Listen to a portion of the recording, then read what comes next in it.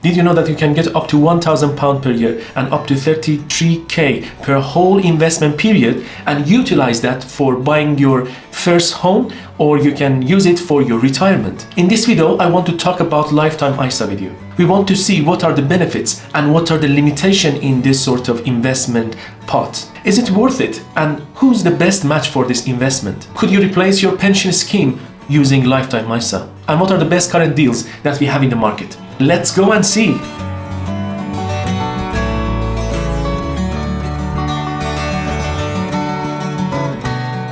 Today we want to talk about an important investment option that we have in UK, lifetime ISA. Some people call it lifetime ISA, LISA, LISA, anything that you prefer. So first, what is lifetime ISA or LISA? It's a saving account that you can open between 18 to 39 years of age. You can bring in up to £4,000 per year into the saving account, and the government give you up to 25% bonus on your investment, which means in maximum range £1,000 per year. You can add this £4,000 annually up to when you are at age 50, and your investment and the growth of your investment, including the dividends, are tax-free.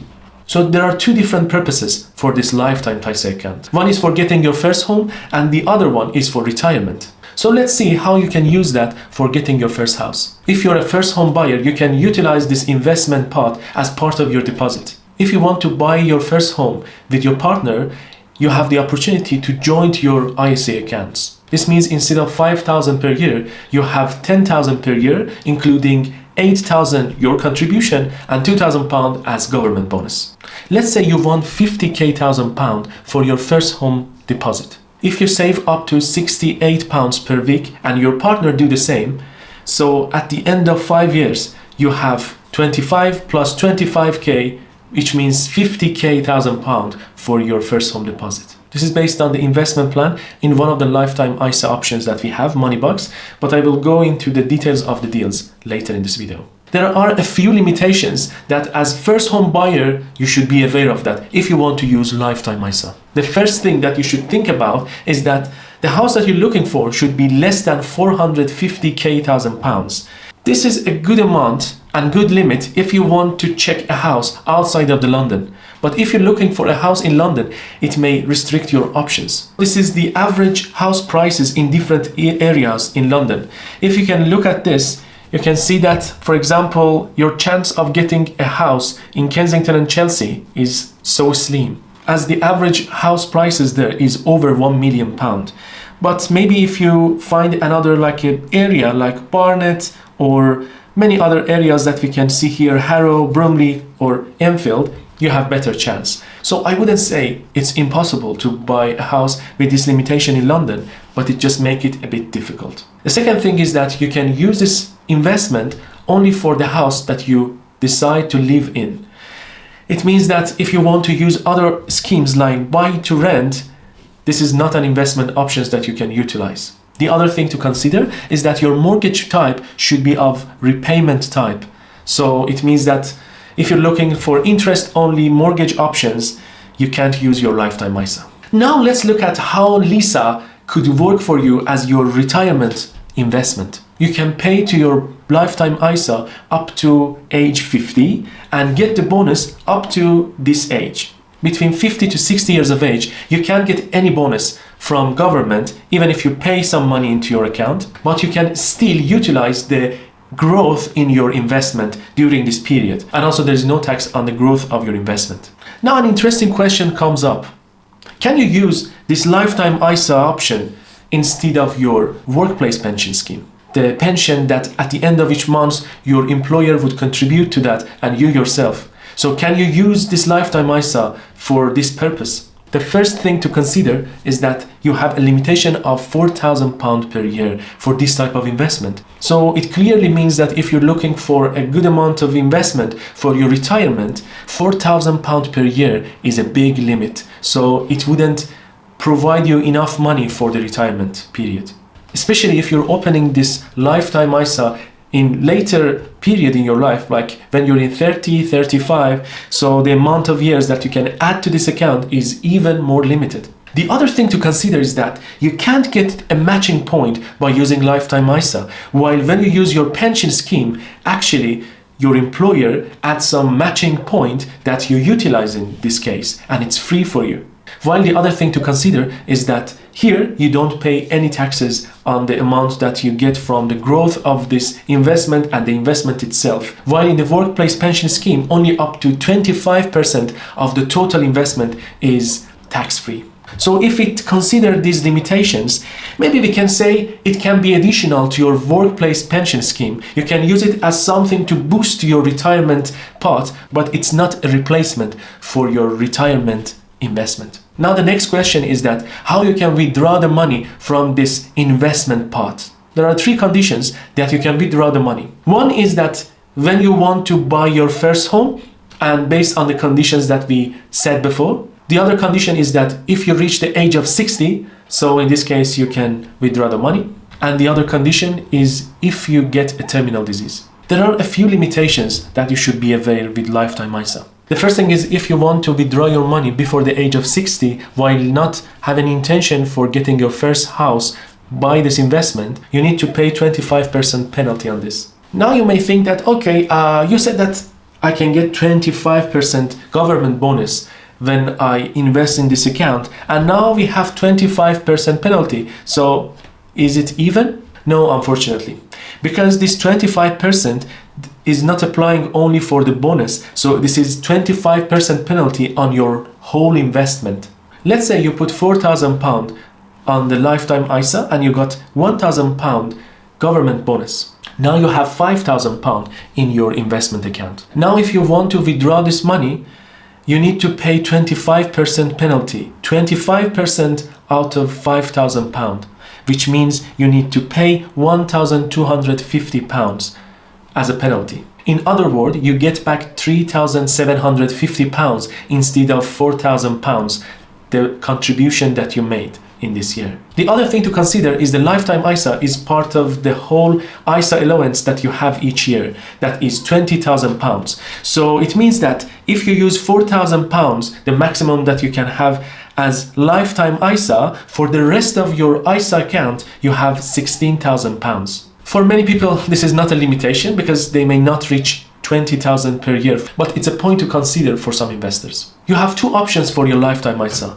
One of them is cash ISA and the other one is stocks and shares ISA. What are the differences between them? Cash lifetime ISA is a sort of LISA that you can get a guaranteed amount of money each year based on the interest that is being considered.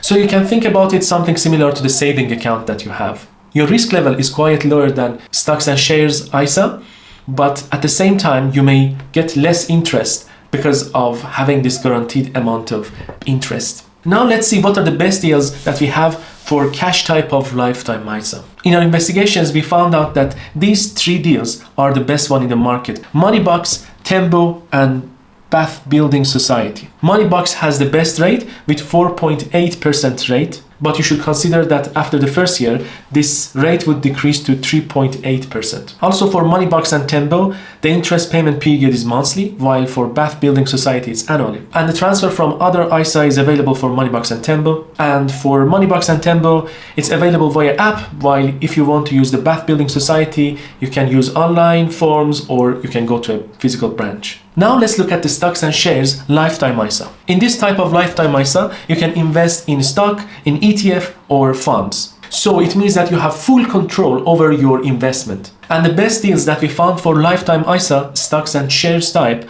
are the ones that you can see in the screen: Hargreaves Lansdown, AJ Bell and AJ Bell Dodell. For Hargreaves Lansdown and AJ Bell, you pay platform fee as 0.25% on your investments. So it means that for the amount of fund that you have, you need to pay 0.25% annually. But the good thing about both of these platforms, that is you have a cap at £45 for Hargreaves Lansdown and £42 for AJ Bell. But for AJ Bell, though the rate is lower and is 0.15%, but there is no cap. But why this cap is important? Because as your investment grows year by year, you can reach a point that actually your account would worth more than 100k. In these cases, if you consider even 0.25% on all of this investment that you have, which includes the growth of this like investment pot as well, you may pay £250 per year for this 100k. So yeah, this cap is quite important if you think for a full utilization of the lifetime ISA. The other fee that you should consider is the fee for purchasing the funds. So this is 0 for Hargreaves Lansdown and Dodell, but for AJ Bell it's 1.5 per fund purchase. The other fee to consider is the fee for purchasing the shares. For each share request that you have in Hargreaves Lansdown, you should pay £11.95, and on AJ Bell it's £5, and on Dodell is 0.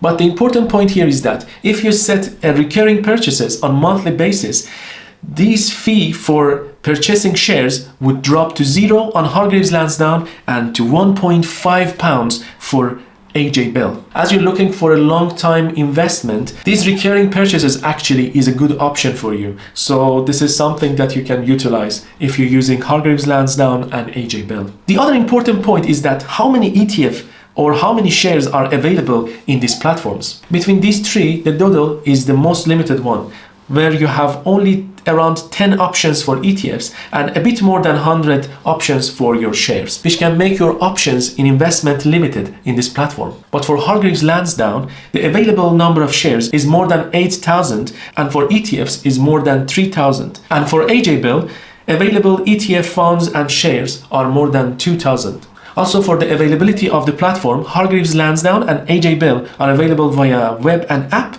while Dodell is only available via their app.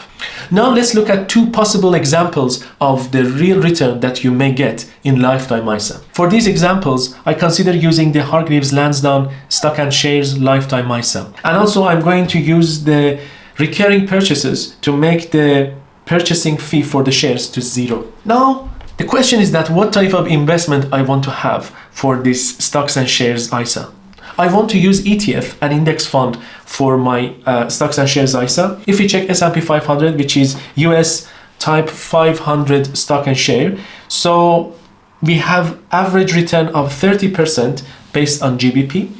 But if we check the inflation adjusted average return, it would reduce to 9.89%. The other option that I have in mind is FTSE All World. The good thing about FTSE All World is that it's not only focusing on US stock markets. So in this case, I can have shares on other parts of the world as well. I can consider EU and other parts of the world and the best performing stock in the world instead of only US market. So the average return for FTSE All World was 10.5% in GBP based, and if we adjust it based on the inflation and remove the effect of the inflation to have the better idea of what actually means to us after this period, is going to be 7.1% annual return. Between these two I choose FTSE All World, which has a lower risk level comparing to S&P 500, while it may return a bit less than S&P 500. And based on this, I make my examples. So in the first example, I'm looking for lifetime ISA and somebody starts at the age of 18. So we have 30 years of contribution. And also, as we talked, the investment return gonna be 7% annually, which is inflation adjusted. So in this graph, you can see the growth as green bar, the government bonus as this red bar that you can see, and your contribution is the orange one. So as you start from 18 years of age, and you move forward, you see that your contribution increases by £4,000 per year. While you're going more and more, you can see up to 50 years of age, you have your maximum period of contribution and maximum contribution from the government bonus. So it's going to be 33k government bonus when you reach the age of 50 and £132,000 as your own contribution. In this year, your growth gonna be more than 424k. 50 is the end of your contribution period. After this year, you don't put more money in this investment account, and as you can see, the government bonus and your contribution stays the same.